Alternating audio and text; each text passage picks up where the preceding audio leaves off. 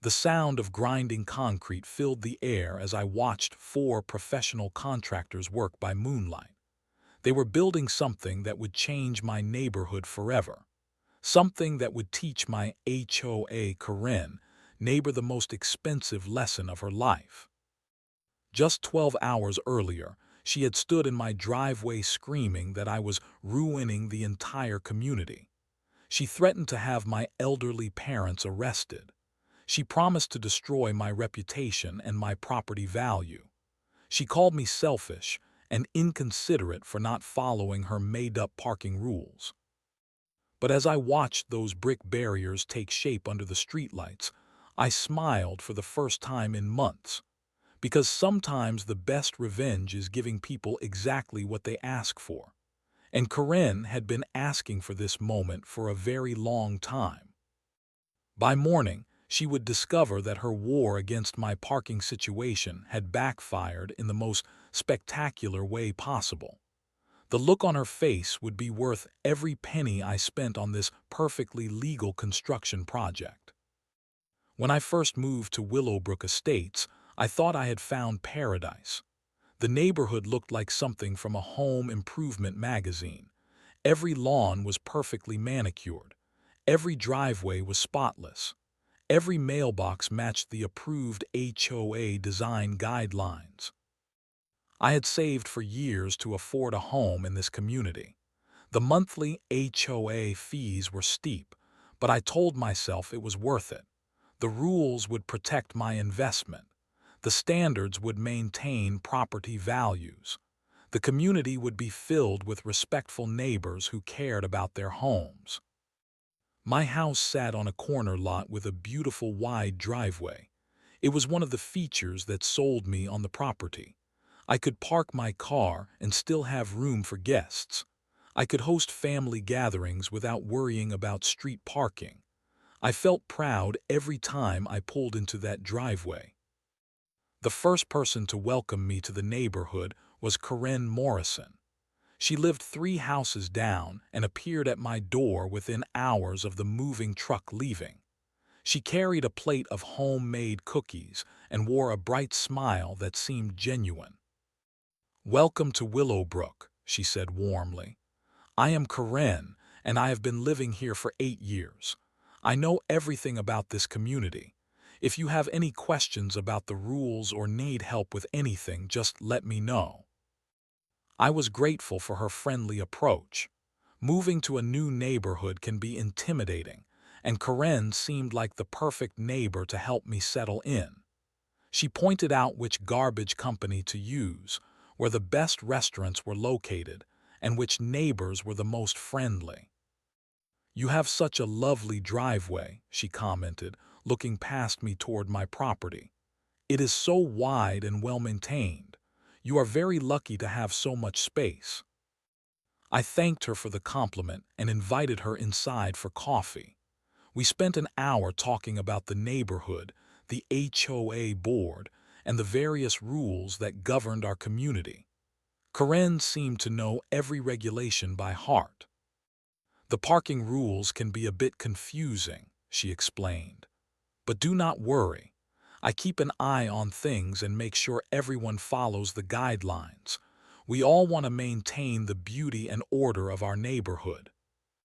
Something about the way she said, "keep an eye on things," made me slightly uncomfortable, but I dismissed the feeling. She was just being a helpful neighbor who cared about the community. Over the next few weeks, Corinne stopped by regularly. She always had a reason. Sometimes she brought mail that had been delivered to the wrong address. Other times she wanted to chat about HOA board meetings or upcoming neighborhood events. She seemed genuinely interested in making sure I felt welcome. But I began to notice things. Corinne walked past my house at least 3 times every day. She always slowed down and looked carefully at my property. She made mental notes about when I came and went. She observed which cars were parked in my driveway and for how long. The first warning sign came during a casual conversation about guest parking. I mentioned that my parents were planning to visit for the weekend. "Oh, that is wonderful," Karen said with that same bright smile. "Just make sure they park in your driveway. We have very strict rules about street parking for guests. The HOA board is very serious about violations." I nodded and assured her that my parents would park in the driveway, but something in her tone made me uneasy. The way she emphasized very strict and very serious felt more like a warning than helpful advice. That night, I pulled out my HOA handbook and read through the parking regulations. The rules were complex and confusing, but they did not seem as strict as Corinne had suggested. Most violations resulted in warnings, not fines, and there were several exceptions for temporary guest parking. I wondered if Corinne had been exaggerating the severity of the rules, or if she had her own interpretation of what the regulations meant. Either way, I made a mental note to be more careful about taking her advice at face value. The next morning, I found Corinne in my driveway measuring something with a tape measure. When she saw me, she quickly put the tape measure away and smiled. "Good morning," she said cheerfully. "I was just checking something for the HOA board, nothing to worry about." But I was starting to worry, and I was starting to realize that my perfect neighborhood might not be as perfect as it seemed. The first violation notice appeared in my mailbox 3 weeks after I moved in. It was typed on official HOA letterhead and addressed to me by name. The subject line read, "Parking violation, first warning." I read the notice twice before I understood what it was about. Apparently, my friend Sarah had parked her car on the street for 4 hours during a dinner party. According to the notice, guest parking on the street was limited to 2 hours without prior approval from the HOA board. I was confused because I had read the parking rules carefully. The 2-hour limit applied to weekdays during business hours. Sarah had parked on a Saturday evening, but the notice made no mention of this distinction. I decided to speak with Corinne about it. She was the neighborhood expert, and I trusted her to help me understand the rules better. "Oh yes," Corinne said when I showed her the notice. "The HOA board has been cracking down on parking violations.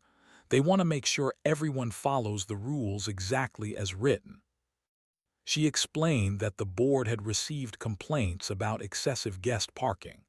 Some neighbors were concerned about the appearance of too many cars on the street. Others worried about traffic flow and emergency vehicle access. "The best thing to do is just have all your guests park in your driveway," Corinne advised. "That way you will never have to worry about violations." I thanked her for the advice, but I was still confused about why the notice did not mention the weekday restriction. When I asked Corinne about this, she seemed surprised. "Are you sure that exception exists?" she asked. "I have been living here for 8 years and I have never heard of that rule." I showed her my copy of the HOA handbook, but she dismissed it quickly. "Those handbooks are often outdated," she said. "The board makes changes all the time. I would trust the official notices over anything in that old book." Over the next few weeks, I started paying more attention to Corinne's behavior.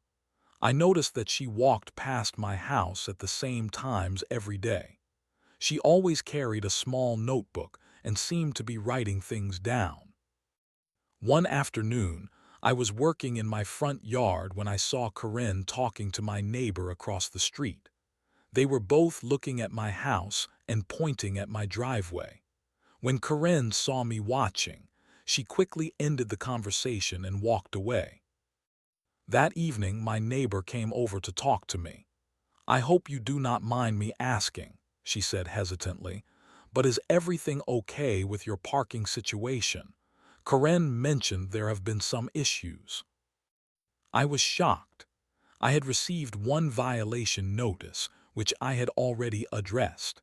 but Corinne was apparently spreading the word that I was a problem neighbor who could not follow the rules. "There have not been any issues," I told my neighbor firmly. "I received one notice about a guest parking situation, which was resolved immediately."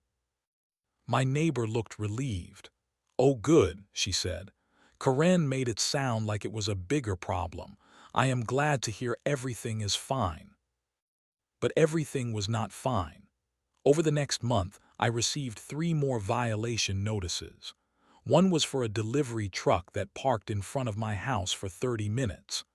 Another was for a contractor who parked on the street while fixing my fence.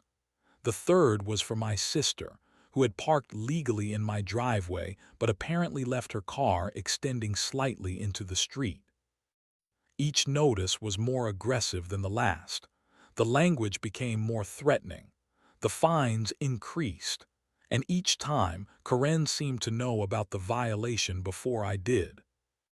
I started to suspect that Corinne was the one reporting these violations. But I had no proof, and I did not want to make accusations without evidence. The breaking point came when Corinne approached my guests directly. My parents were visiting for my birthday, and they had parked in my driveway as instructed. But Corinne knocked on my door and asked to speak with them. "I am sorry to bother you," she told my parents, "but I need to let you know about our parking rules. Your car is parked in a way that might be violating HOA regulations." My parents were confused and embarrassed. They had followed my instructions exactly. But Corinne insisted that they needed to move their car to avoid a violation. When I tried to intervene, Corinne became defensive. "I am just trying to help," she said. "I do not want your family to receive any fines." But I could see what was really happening. Corinne was not trying to help. She was trying to control my guests and make them feel unwelcome. She was using the HOA rules as a weapon to harass me and my family. That night, I decided to fight back. I was going to research every rule, every regulation, and every policy in the HOA handbook. I was going to find out exactly what my rights were, and I was going to make sure Corinne could not bully me anymore. But first, I needed to understand exactly what I was dealing with. And I was starting to realize that Corinne was much more dangerous than I had originally thought. The official ultimatum arrived on a Wednesday morning, delivered by Corinne herself. She knocked on my door at 7:30 in the morning, holding a manila envelope and wearing an expression that I had never seen before. Gone was the friendly smile and helpful neighbor act. This was Corinne in full enforcement mode. "I have been asked by the HOA board to deliver this personally," she announced, handing me the envelope. "This is your final warning about the parking situation.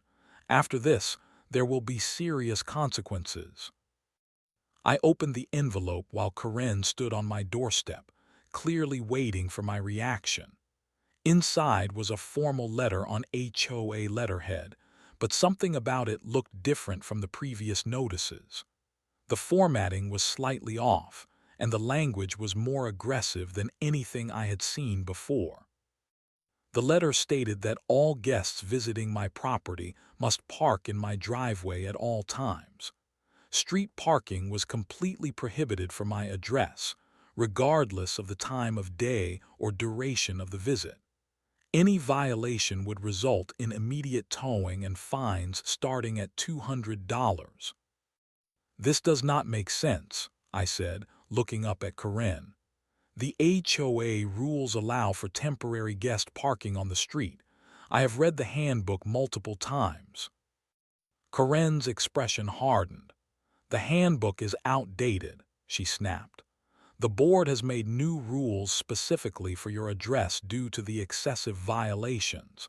This is what happens when people refuse to follow the community standards." I felt my blood pressure rising.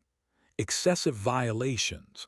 I have received a few minor notices, most of which were questionable, And now you are telling me that my address has special rules that apply to no one else. That is exactly what I am telling you, Karen replied coldly. The board has determined that your property is a problem area that requires special oversight. If you do not like it, you can sell your house and move somewhere else.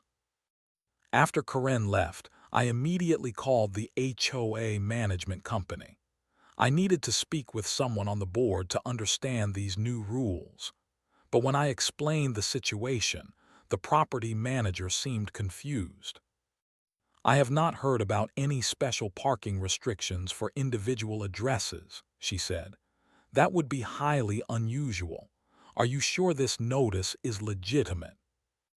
I read her the letter over the phone, and she asked me to send her a copy. I will need to check with the board members, she said. This does not sound like something they would approve without proper documentation. While I waited for the property manager to investigate, I decided to do some research of my own. I pulled up the HOA bylaws online and cross-referenced every parking rule mentioned in Karen's letter. What I found made my blood boil. The letter was a complete fabrication. The rules Karen had cited did not exist. The restrictions she had imposed were not authorized by the board, and the fines she had threatened were well beyond anything allowed in the HOA charter. But the worst part was yet to come. That weekend, I was hosting a family barbecue for my nephew's graduation. With Karen's ultimatum in mind, I had asked all my guests to park in my driveway. The result was a disaster. My driveway, while wide, was not designed to accommodate 8 cars. Guests had to park creatively, blocking each other in and extending into my front yard. The situation was awkward and inconvenient, but I was trying to follow Karen's demands. Around noon, Karen appeared at my front door with 2 neighbors I had never met before.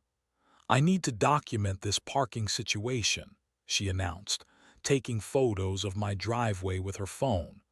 This is exactly the kind of chaos that we are trying to prevent. These cars are all parked on my property, I protested. You told me that all guests had to park in my driveway, and that is exactly what they are doing. Karen shook her head dismissively. This is not what the board intended. You are disrupting the visual harmony of the neighborhood.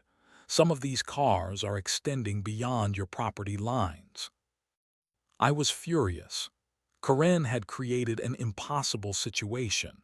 She had demanded that all guests park in my driveway, but now she was complaining that the driveway was too crowded. There was no way to win with her demands. The situation escalated when Karen approached my elderly uncle, who was struggling to move his car to accommodate other guests. "Sir, you need to move your vehicle immediately," she told him. "You are creating a safety hazard."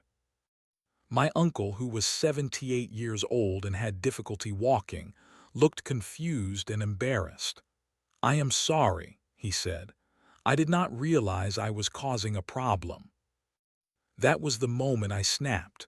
"Do not apologize to her," I told my uncle firmly.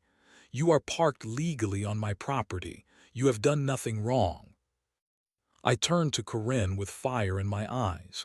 "You need to leave my property right now," I said, "and you need to stop harassing my guests." Karen's face turned red with rage. "I am protecting this neighborhood from people like you," she hissed. "People who think the rules do not apply to them. People who have no respect for their neighbors." "The only person showing disrespect is you," I shot back. "And I am done being bullied by your made-up rules and fake authority." Karen stormed off, but not before making one final threat.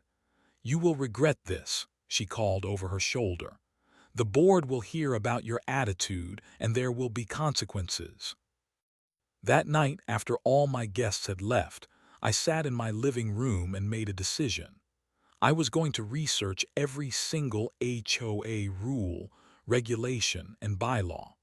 I was going to document every interaction with Corinne, and I was going to find a way to stop her harassment once and for all.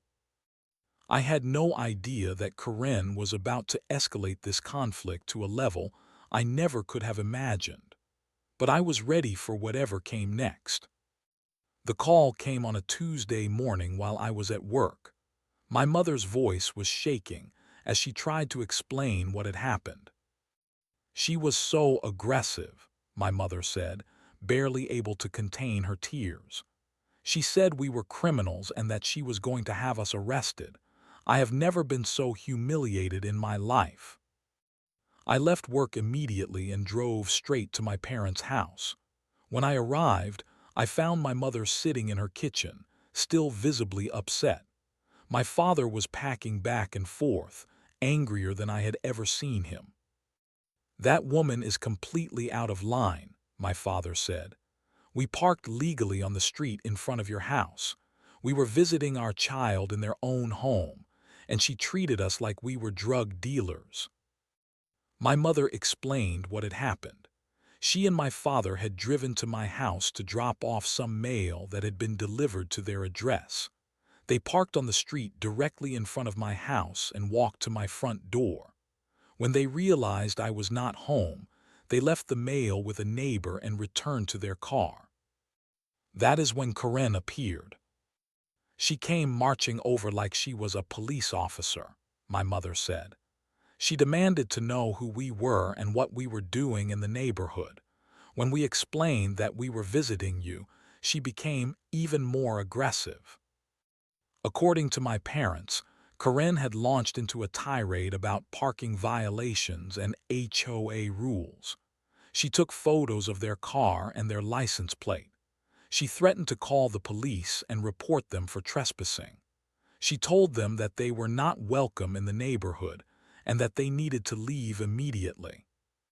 She said that you were already in trouble with the HOA board, my father added. She said that any more violations would result in serious legal consequences. She made it sound like you were some kind of criminal. I was beyond furious. Corinne had crossed a line that I never thought she would cross. Harassing me was one thing, but going after my elderly parents was unforgivable. I drove straight to Corinne's house and knocked on her door. When she answered, I could see the satisfaction in her eyes. She knew exactly why I was there, and she was enjoying every moment of it. "Your parents need to learn to follow the rules," she said before I could even speak. "They parked illegally, and they were hostile when I tried to educate them about the regulations." "They parked legally on a public street," I said, struggling to keep my voice under control. "And they were visiting their child, which is completely normal behavior." Corinne shook her head. "The board has made it clear that your address is subject to special restrictions. Your parents violated those restrictions, and there will be consequences." "What consequences?" I demanded.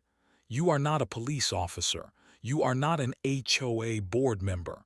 You have no authority to threaten my family." "I have more authority than you think," Corinne replied with a smug smile.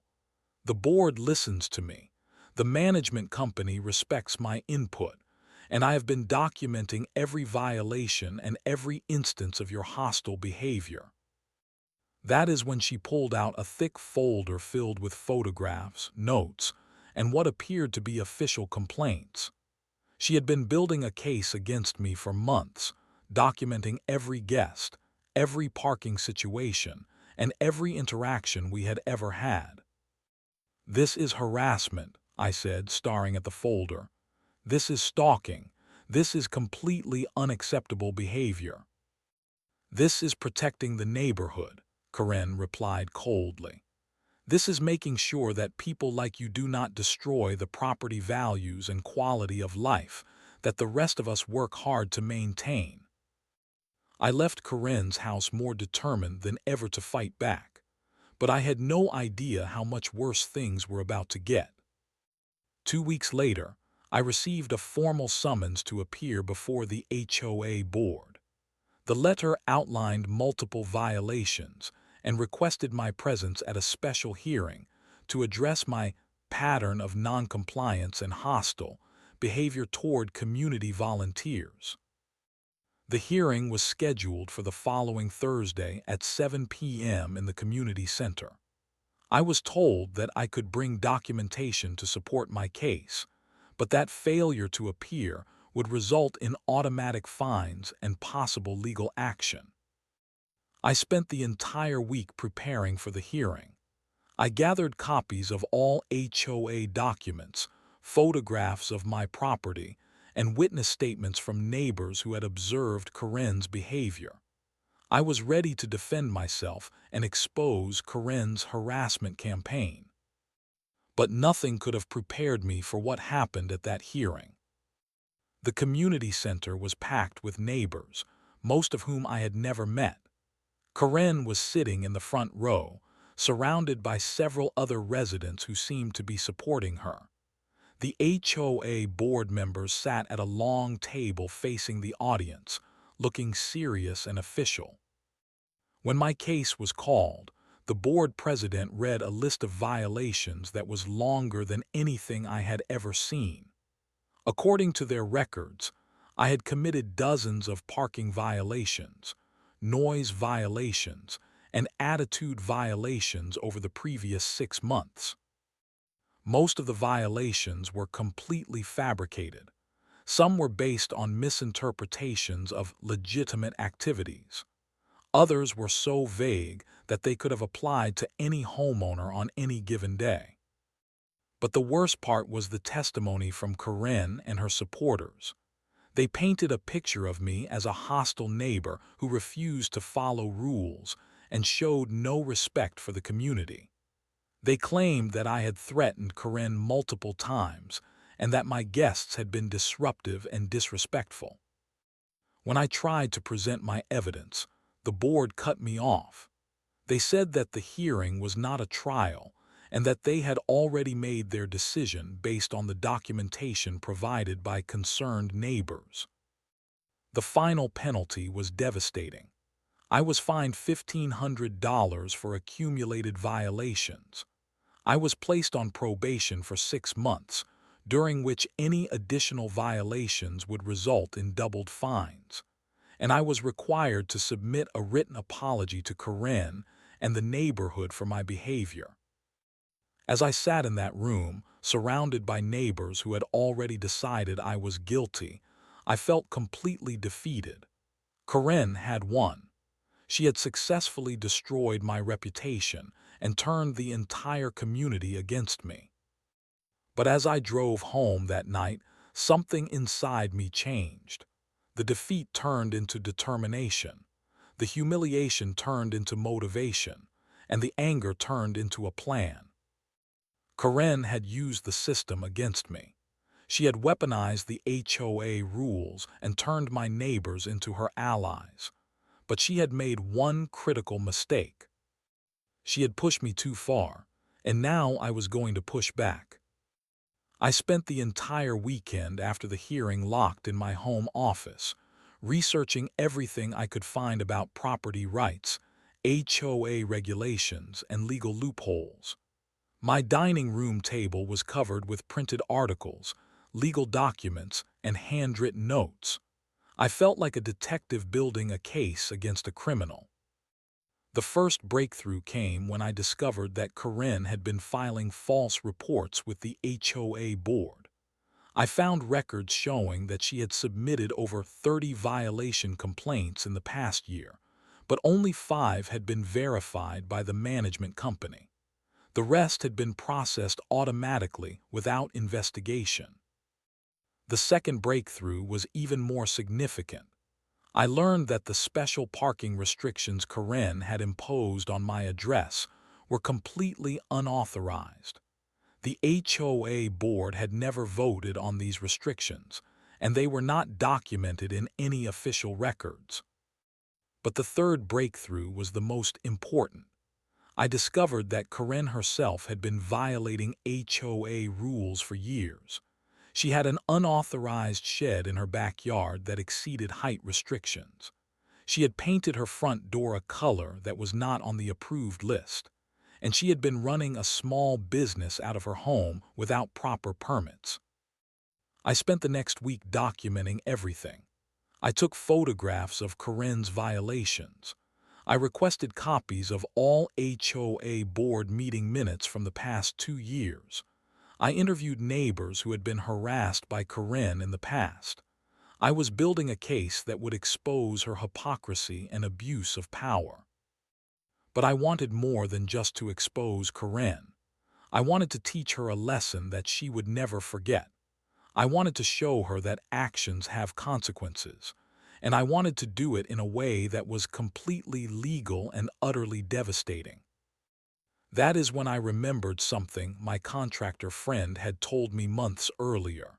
He had mentioned that my property had unusual zoning that gave me more flexibility than typical residential lots. At the time, I had not paid much attention to the comment, but now it seemed like it might be important. I called my friend and asked him to meet me at my house. When he arrived, I explained the situation with Corinne and asked if there was anything I could do to my property that would be legal but would also solve my parking problem permanently. My friend walked around my driveway for several minutes, taking measurements and making notes. Then he smiled and said the words that changed everything. "You know what you could do," he said. "You could install decorative barriers along the edges of your driveway, brick or stone barriers that would define the boundaries of your parking area.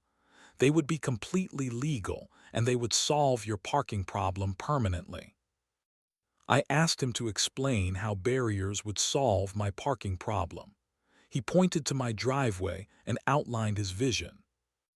"If you install barriers along the edges of your driveway, you would eliminate the possibility of guest parking," he explained.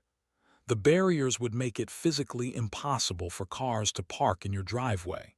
Corinne has been demanding that all your guests park in your driveway, right? Well, this would give her exactly what she asked for." I stared at my driveway, trying to visualize what he was describing. The barriers would indeed eliminate parking spaces, but they would also eliminate the source of Corinne's complaints. If guests could not park in my driveway, they would have to park on the street. And street parking was completely legal under the original HOA rules. "Would this be legal?" I asked. "Absolutely," my friend replied. "You would be making improvements to your own property. The barriers would be decorative and functional. You would need permits, but that would not be a problem. The city actually encourages this type of property improvement." I asked my friend to provide me with a detailed proposal, including costs and timeline. He said he could have the barriers installed in a single night if I wanted to keep the project private. The total cost would be around $8,000, but the result would be permanent and completely legal. Over the next few days, I refined the plan. I researched permit requirements and confirmed that the barriers would be legal. I contacted city officials to make sure there were no zoning restrictions. I even consulted with a lawyer to ensure that my actions would not violate any HOA rules. Everything checked out. The barriers would be legal, permanent, and effective. Corinne would get exactly what she had been demanding, just not in the way she expected. But the best part of the plan was not the barriers themselves. It was the documentation I had gathered about Corinne's own violations. Once the barriers were installed and Corinne inevitably complained, I would be ready to present evidence of her harassment campaign and her own rule violations to the HOA board. I scheduled the construction for the following Friday night. My contractor friend assembled a team of 4 workers who were willing to work overnight for extra pay. I obtained all necessary permits and made sure every detail of the project was properly documented. As Friday approached, I felt a mixture of excitement and nervousness. I was about to take the biggest risk of my life, but I was also about to teach Corinne the most important lesson she had ever learned. Friday night could not come soon enough. Friday evening felt like the calm before a storm.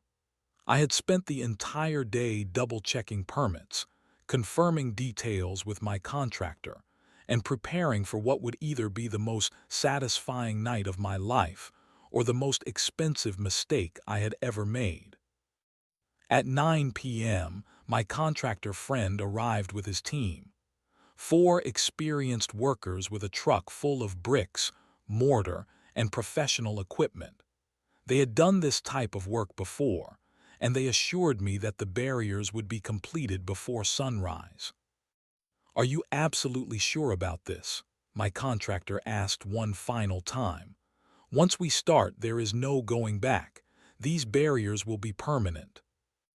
I looked at my driveway, thinking about everything Corinne had put me through. The harassment, the fake violations, the humiliation at the HOA hearing, the attack on my elderly parents. "I am sure," I said firmly. "Let's do this." The workers began by marking the exact placement of the barriers. According to my permits, the barriers would run along both sides of my driveway, creating a narrow channel that would allow only one car to enter or exit. The barriers would be 18 inches high and made of decorative brick that matched the style of my house. As the workers mixed mortar and prepared the first row of bricks, I felt a surge of adrenaline. This was really happening. By morning, my driveway would be transformed, and Corinne's parking demands would become impossible to fulfill. The construction process was fascinating to watch. The workers moved with precision and efficiency, laying each brick with care and attention to detail. The barriers began to take shape, creating elegant boundaries that actually improved the appearance of my property. Around midnight, I noticed a light turn on in Corinne's house. I held my breath, wondering if she had heard the construction noise. But the light turned off after a few minutes, and the work continued without interruption. By 3 a.m., the barriers were nearly complete. The workers were applying the final touches, making sure every brick was perfectly aligned and every joint was properly sealed. The barriers looked professional and permanent, exactly as I had envisioned. "These barriers will last for decades," my contractor told me. "They are built to withstand weather, traffic, and time. No one will be able to remove them without professional equipment and a lot of effort."